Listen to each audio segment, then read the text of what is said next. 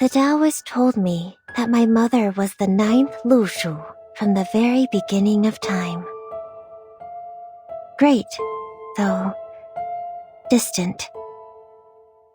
After all, except for the moment she turned from a human into a Yao when she was leaving, I don't quite remember her. Your mother was the Xiangrui, the people's guardian. What is a Xiangrui? The spirit of auspiciousness, the great Yao who protects and benefits people, like your mother once did. But a Xiangrui is not supposed to have any personal feelings. She fell because of you, because of the personal feeling. Remember that. What is a personal feeling? It's something she shouldn't have had, for you either. But you shall keep to the path she left. What path? Is it like the dirt path we're walking on? Or the stone path around the house? Neither. Stay in this city. Be their guardian. Be a Xiangrui. You shall understand when the day comes. The Taoist brought me here and left me here. That's exactly what my mother, the former Xiangrui, did to me as well. So I took departure as the price of living in the human world. Before I came to Pei City, the Taoist guaranteed me that be a Xiangrui, and then you will understand her. How alluring was that? That's why I chose to stay here. At first, I couldn't stop thinking about what the Taoist said, but I had no idea how. Because I was never taught how by anyone. I didn't have any other choice, so I started to recall my mother by piecing together the scattered words and descriptions from books and legends to recall what a Xiangrui is. I tried to be her, tried to replace her, just to meet her once again. If I got to meet her, I would ask her, what was on your mind? If only you could see me doing such a great job as a Xiangrui, would you feel even the slightest twinge of guilt? For deserting me, for leaving me alone? Well,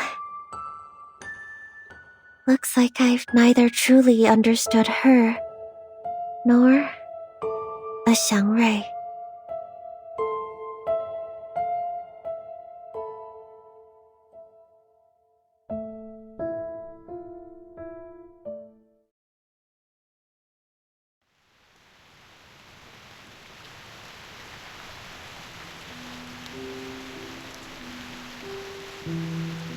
Yangzi, are you really going to?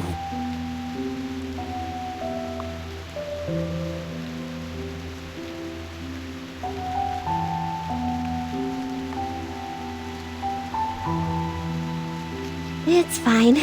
I know there's no one who could jump over it. In order to stop me, Bei Zheng even told me some stories, and they were not very suitable for children. But I have to, because there's no other way. Only the divination. Well, you can't talk about 朔日 without the divination, right?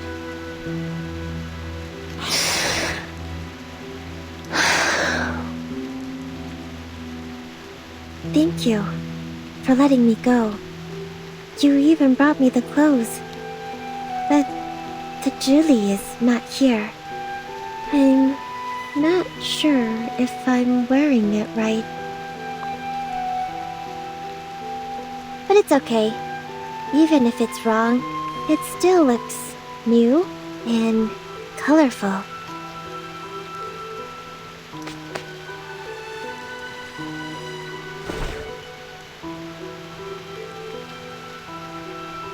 Thank you. Thank you so very much.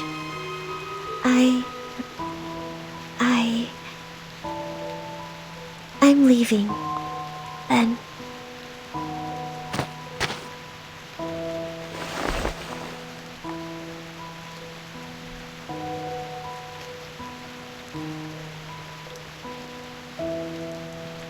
Perhaps we will find another way. You don't have to.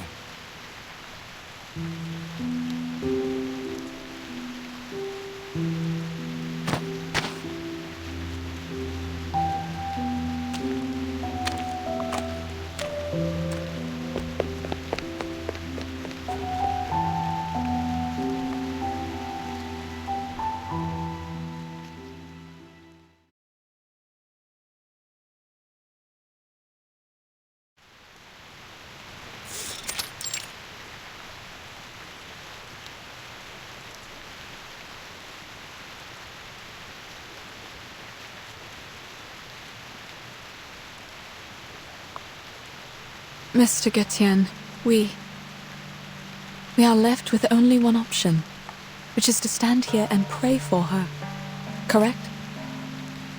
Pray that the Ask and Acquire, or the divination, will answer us and give us what we want in a flash. But is it really possible?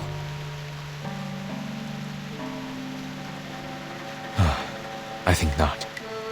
We should go.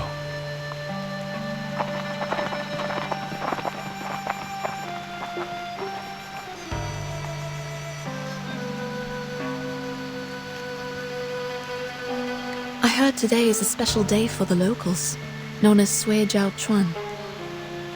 Mr. Getienne, what is Sui Jiao Chuan?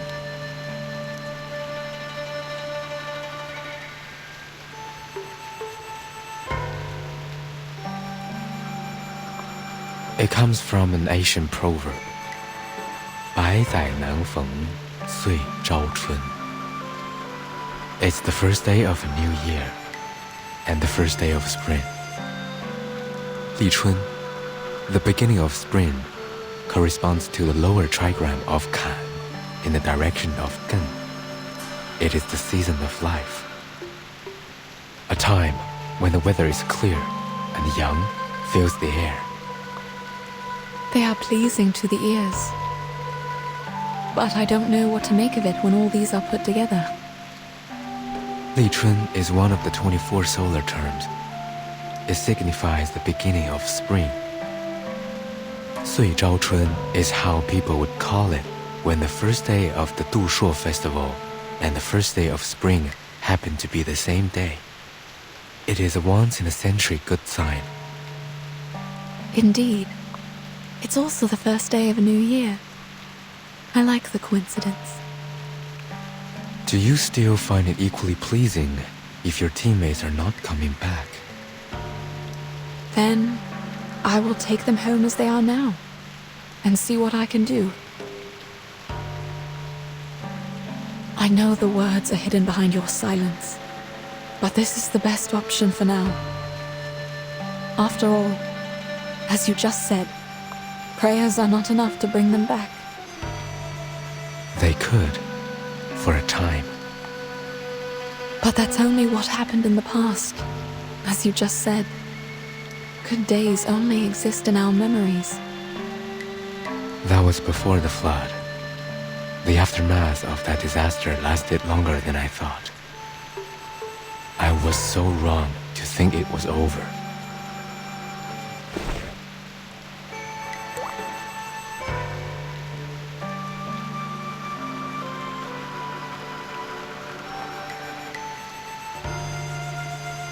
It all began with the unstoppable flood. At first, it was just a few unusual tides that no one noticed. Then, the flood came, followed by the destruction of the bridge. The temple on the mountain thus lost its connection to its pilgrims. The prayers were no longer answered.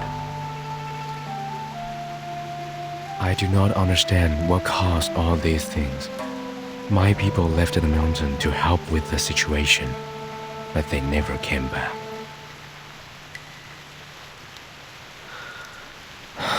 And now, even this river beneath us is gone, just like the Yuan Temple, forever lost in the fog.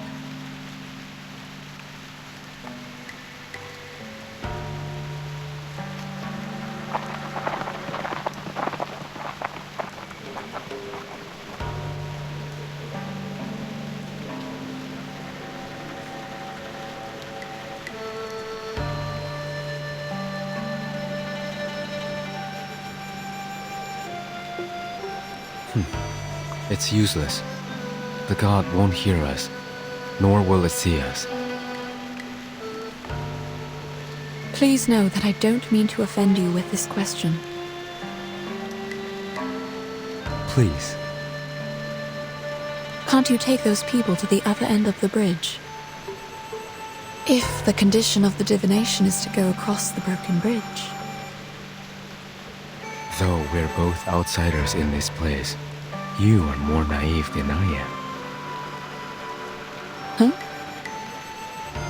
One can only meet the condition by going over the bridge oneself, even if the price is their life. You might think it's cruel, but what good would it do if people were easily given what they asked for, without paying a price? Wouldn't it make others' suffering a joke?